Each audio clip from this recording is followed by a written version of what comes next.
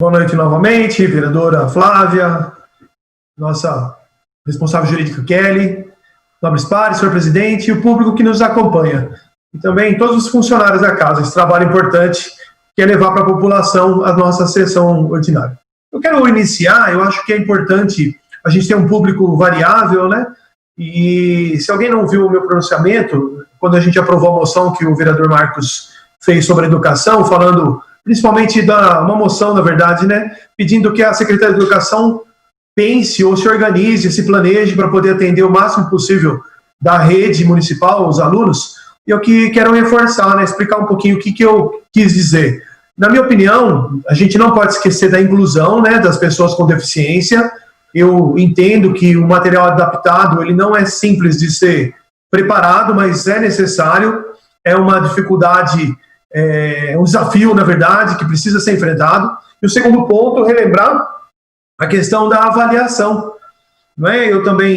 Eu sou professor também, e nós descobrimos, não tinha ninguém preparado, vamos dizer assim, para o mundo tecnológico, e além dos problemas enfrentados por falta mesmo da questão tecnológica, do aparelho tecnológico, né? A pessoa pode não ter o computador ou o meio ali de celular, mas a gente precisa também pensar no professor, não é como que a gente vai preparar esse professor. Então, eu acredito que cada oportunidade que a gente tenha para falar de educação, a gente precisa reforçar. E é óbvio que eu não vou deixar de falar, como a educação ela passa muito pelo exemplo também, não é? E a gente teve essa semana acompanhado, que vergonha, não é? Como é que você vai cobrar de um aluno, cobrar de um filho, para não mentir? A gente tem o ministro da Educação mentindo, não é? Como é que não consigo entender? A gente está em 2020 e a pessoa não consegue saber que vai ser analisado o seu currículo. Como é que mente, né? Num doutorado, num pós-doutorado? Então a gente está enfrentando momentos difíceis na pedagogia. Eu entendo o quanto que o professor muitas vezes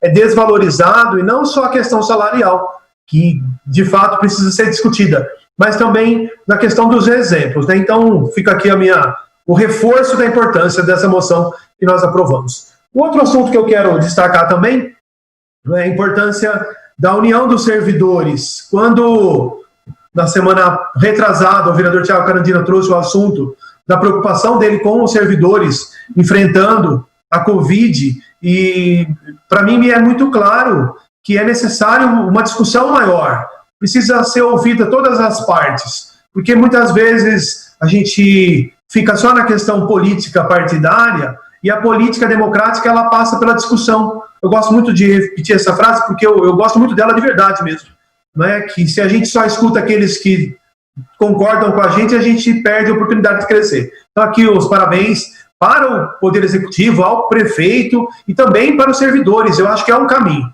Você pode ter diferença de ideias, mas se a gente não parar para conversar, a gente perde muito tempo. E eu quero falar um pouquinho também hoje da LOA. A gente aprovou aqui a nossa LOA, que é a Lei Orçamentária, e basicamente quando a gente fala para as pessoas, eu tenho feito um trabalho que é de pesquisa, e eu quero trazer aqui para a gente entender qual que é a importância da Lei Orçamentária Anual. Então, a teoria é a seguinte: o que a gente aprovou hoje, que é a LOA, ela estima as receitas e fixa as despesas do governo.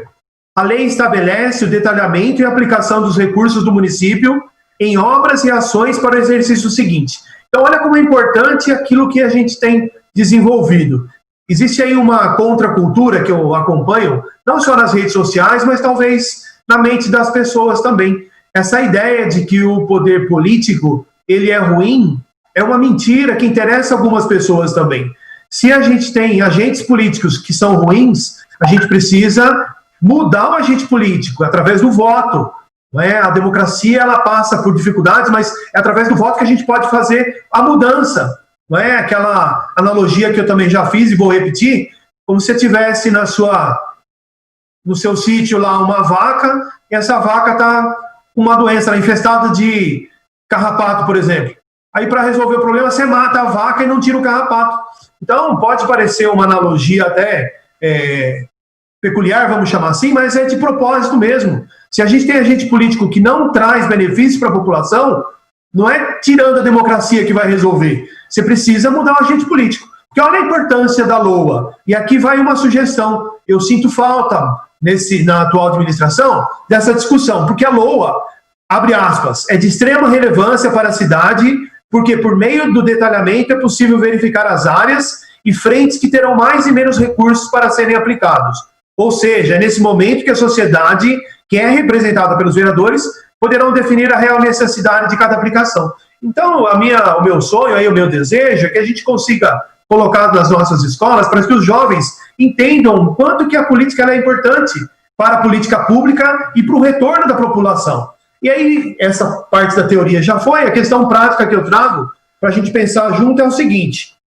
Primeiro, o que a gente aprovou tem 3 pontos importantes que têm um reflexo na nossa comunidade. O primeiro ponto, a gente permite que o próximo prefeito, em 2021, abra crédito suplementar até 10% do valor global do orçamento da nossa despesa para 2021. A gente permite também a aquisição de materiais até R$ 17.600 e a contratação de obras e serviços até R$ 33.000. Por que isso é importante? Como que reflete? O que eu consigo enxergar é que cada vez mais uma gestão bem feita precisa menos desses ajustes de 10%.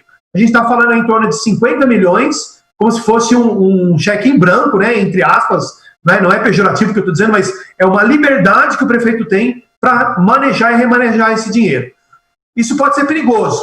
Porém, se a gente tem uma sociedade organizada, a gente consegue trazer alguns benefícios. Por quê? Olha que interessante, a gente está falando muito da Covid, e ela é de fato aqui o meu apoio, né, aqueles que têm lutado pelos micros e pequenos empresários, etc, etc. Mas eu trago um assunto para a gente pensar também, mais um assunto, que ele pode ser polêmico, mas ele é verdadeiro.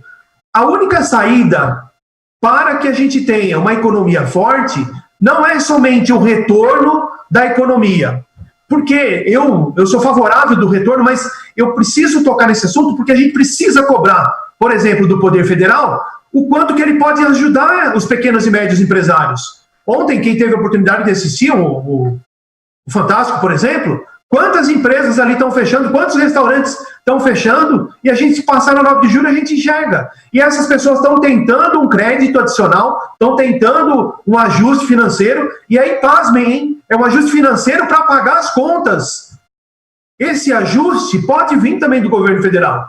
Né? Então, a gente tem um governo federal que promove muita isenção de empresas e joga a responsabilidade só no micro e pequeno empresário. E eu entendo a situação. É óbvio que o pequeno empresário precisa reabrir, porque é a única saída que ele vê. Então, qual que seria o ideal? Que, de fato, tivesse uma garantia, não é? Porque quem é pequeno empresário sabe que você vai tirar de onde esse benefício para pagar o seu funcionário, arcar com as suas contas, né? E tem, eu não me recordo agora, mas eu trago a semana que vem a fonte, mas a grande maioria dos bons pagadores são os pequenos e médios empresários, porque ele quer arcar e justificar a sua conta. Ponto. Vamos fazer uma análise. O que a gente aprovou para a cidade, então, para 2021? A nossa expectativa para 2021 é um aumento de receita de 21 milhões. A gente teve um aumento de receita de 18 milhões de 2018 para 2019, e depois, de 2019 para 2020, um outro aumento de 35 milhões. Vou refalar. De 2018 para 2019, 18 milhões. 2019 para 20, 35 milhões de aumento. E 2020 para 21, 21 milhões de aumento. Que análise a gente precisa fazer? Esse aumento, ele tem retornado em política pública para a cidade? Não é? Aí que a gente vê detalhado a LOA. No meu modo de entender, tem uma outra meta, um outro indicador que eu quero colocar que me preocupa. Então, um ponto positivo. 2018 para 2019, a dívida pública reduziu em 8 milhões e 900 mil. Porém, de 2019 para 2020, teve um aumento de 18 milhões e 300 mil na dívida pública. E aí a gente precisa pensar junto.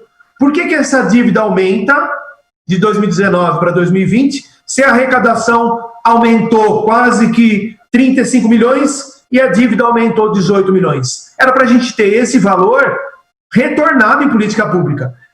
Algumas vezes eu sofro algumas críticas, mas não me incomoda, porque alguém fala assim, poxa vida, mas você falou tanto número lá, tanta coisa, e de benefício para a população. De benefício para a população é que a gente precisa fazer o nosso papel de vereador. Um deles é fiscalização. Eu vou trazer outros assuntos na semana que vem, né? Vou falar um pouquinho do plano de turismo, vou falar mais do plano anual, mas o que eu quero trazer é informação para que a gente tenha clareza e principalmente que a gente juntos pode trazer benefícios para a cidade. Uma boa semana a todos, fiquem com Deus e por essa noite é só.